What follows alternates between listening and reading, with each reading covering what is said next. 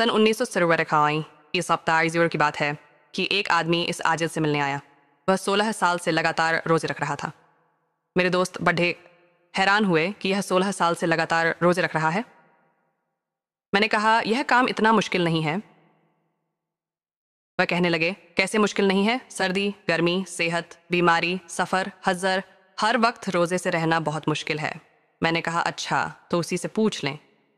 चुनांचे उन्होंने उस आदमी से पूछा कि क्या आपको रोज़ा रखने में कोई दिक्कत पेश आती है? वह कहने लगे, नहीं। फिर वह मुझे कहने लगे कि यह क्या मामला है। मैंने कहा, यह इसकी आदत बन गई है। कुछ लोग दिन में 3 दफ़ा खाना खाते हैं और कुछ लोग सुबह शाम 2 दफ़ा खाते हैं। इसी तरह आप यूं समझें कि यह भी दिन में 2 दफ़ा खाना खाते हैं, एक दफ़ा सहरी के वक्त और एक दफ़ा इफ्तियारी के वक्त, लिहाजा इनकी यह आदत बन गई है। मैंने कहा कि उनसे कहें कि आप सौम दाऊदी रखें, यानी एक दिन रोज़ा रखें और दूसरे दिन नागा करें, एक दफ़ा सहरी के वक्त और एक दफ़ा इफ्तियारी के वक्त, लिहाजा इनकी यह आदत बन गई है। मैंने कहा कि उनसे कहें कि आप सौम दाऊदी रखें, यानी एक दिन रोज़ा रखें और दूसरे दिन नागा करें। चुनांचे उन्होंने उनसे पूछा कि क्या आप सौम दाऊदी रख सकते हैं? तो उन्होंने कहा कि नहीं, मैं ऐसा नहीं कर सकता।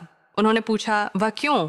तो कहने लगे, इसलिए कि यह तो मेरी आदत बन गई है और दिन के वक्त अब मेरा कुछ खाने को दिल ही नहीं करता। अगर मैं एक दिन खाऊं और एक दिन रोज़ा रखूं तो इसमें मेरे नफ्स पर ज़्यादा बोझ होगा, जो कि मेरे लिए बहुत मुश्किल है।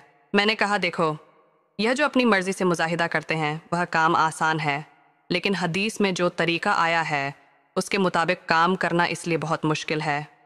रोज़ा रखिए मगर सुन्नत के मुवाफिक